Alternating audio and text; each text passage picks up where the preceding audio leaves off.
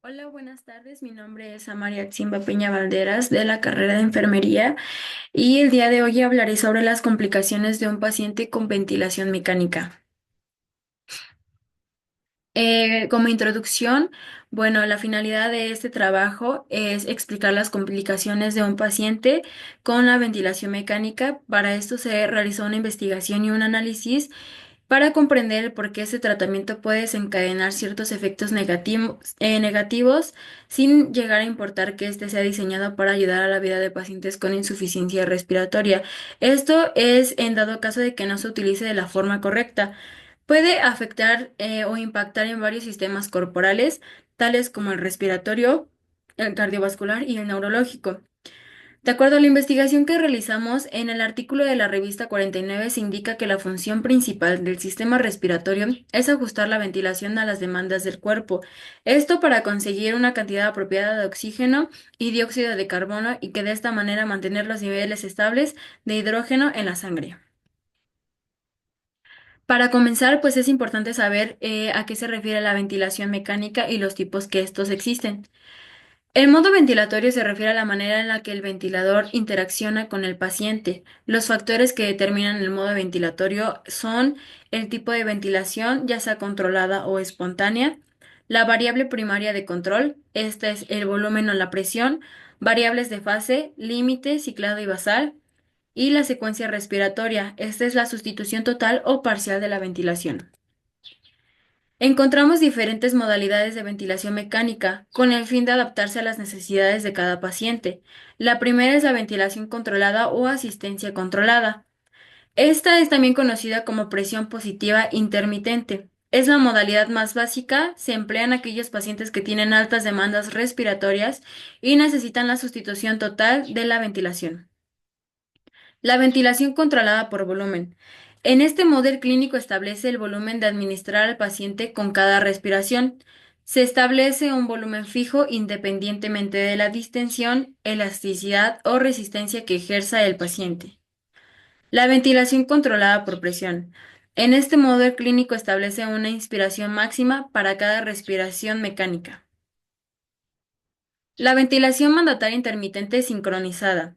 Este es un modo de sustitución parcial de la respiración. En ella se emplea la ventilación controlada con la espontánea. Este modo usa ciclos ventilatorios asistidos, bien controlados por volumen o por presión de una frecuencia determinada, y permite combinarlos con los ciclos espontáneos o mandatarios. Ventilación espontánea. El paciente puede realizar la ventilación sin recibir ningún tipo de presión positiva en la vía aérea. Este modo se emplea para evaluar si el paciente está preparado para la retirada de la ventilación mecánica. La presión positiva continua en la vía aérea. Esta es la aplicación de una presión continua en la vía aérea. Este modo evita que el colapso alveolar al final de la expiración y aumente el intercambio gaseoso, lo que llega a implicar una mejora de la oxigenación para el paciente. Y la ventilación con presión soporte. En este es muy parecida a la ventilación asistida. La diferencia se encuentra en que en este el ventilador detecta el esfuerzo y lo continúa hasta alcanzar el nivel final de la inspiración. Por otro lado, encontramos la ventilación mecánica invasiva. Es aquella que no precisa de intubación endotraqueal o de traqueotomía. Esto disminuye el riesgo de desarrollar neumonía. Es una modalidad de ventilación que permite aumentar la ventilación alveolar, manteniendo intactas las vías respiratorias. Esta está indicada para un paciente en EPOC reagudizado, crisis asmáticas graves, neumonía, edema agudo de pulmón, síndrome de Guillain-Barré, hidrocefalia o distrofias musculares. Encontramos diferentes factores de riesgo que son comunes a todas las complicaciones. La primera es el sexo masculino tiene mayor riesgo. Un estudio demostró que el 57% de los pacientes que desarrollaban las complicaciones eran hombres y en especial eran entre las edades de 50 y 69 años. Los antecedentes personales con mayor incidencia eran las enfermedades cardiovasculares en un 36,96%. Estos pacientes reciben un mayor soporte ventilatorio. Además, las comorbilidades más comunes eran la HTA, arteriosclerosis, obesidad y la diabetes. La intubación de la vía aérea supone uno de los principales factores de riesgo, pues el pulmón es un órgano estéril y al momento de que la intubación entra, esta rompe dicha esterilidad. La sedación junto con la intubación hace que los reflejos tusígenos y de expectoración disminuyan, dificultando así la capacidad para eliminar secreciones. Y la formación de edema es común al volutrauma, barotrauma y atelectrauma, por lo que un balance hídrico positivo se ve aumentado si el soporte de líquidos llega a ser positivo. Las complicaciones de la ventilación mecánica se pueden dividir en aquellas resultantes de la intubación endotraqueal, la ventilación mecánica propiamente dicha y la inmovilidad prolongada. Vamos a comenzar con las complicaciones de la intubación endotraqueal.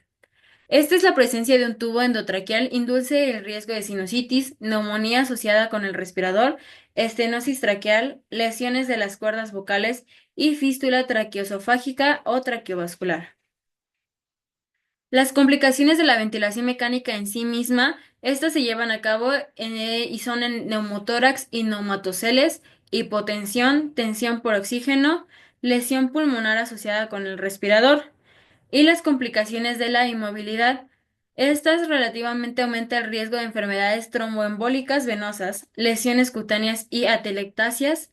Además, la inmovilidad puede contribuir a una discapacidad prolongada después de la ventilación mecánica. A continuación se presentará el caso clínico.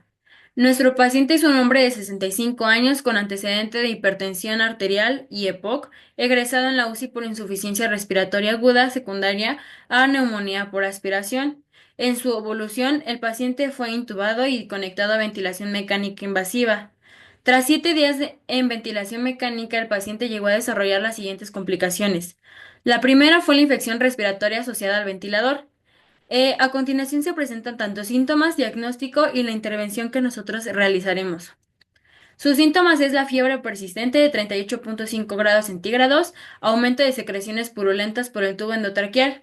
Como diagnóstico tuvo cultivo bronquial positivo para pseudomonas aeruginosas. Y la intervención, nosotras, bueno, yo pienso que es ajuste de antibióticos según antibiograma o meropene. La siguiente complicación fue un barotrauma. Síntomas: disminución súbita de saturación de oxígeno, la manejaba en un 85%, hipotensión y ausencia de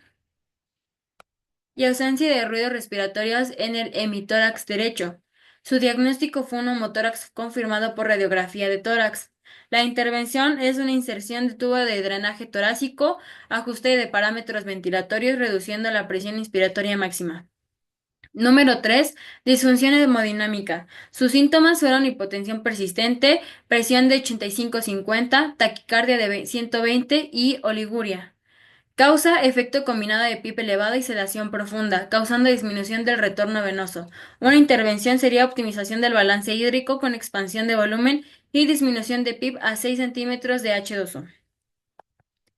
La cuarta es la debilidad adquirida en la estación de UCI. Síntomas: dificultad para iniciar el proceso de destete, disminución de la fuerza muscular generalizada. La causa: inmovilidad prolongada, uso de sedación continua y miopatía asociada a la enfermedad crítica. Una intervención sería la implementación de fisioterapia temprana. Bueno, conclusión. La necesidad de evaluar y vigilar al paciente en todo momento es necesaria. Las enfermedades respiratorias llegan a afectar la vida de una forma muy rápida. La atención a un paciente con este tipo de complicaciones requiere de una atención multidisciplinaria por parte del personal.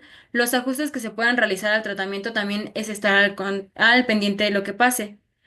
Igual, checar las infecciones causadas por el ventilador de barotrauma, la disfunción hemodinámica y la debilidad adquirida en la UCI, que es como se presentaba en nuestro caso.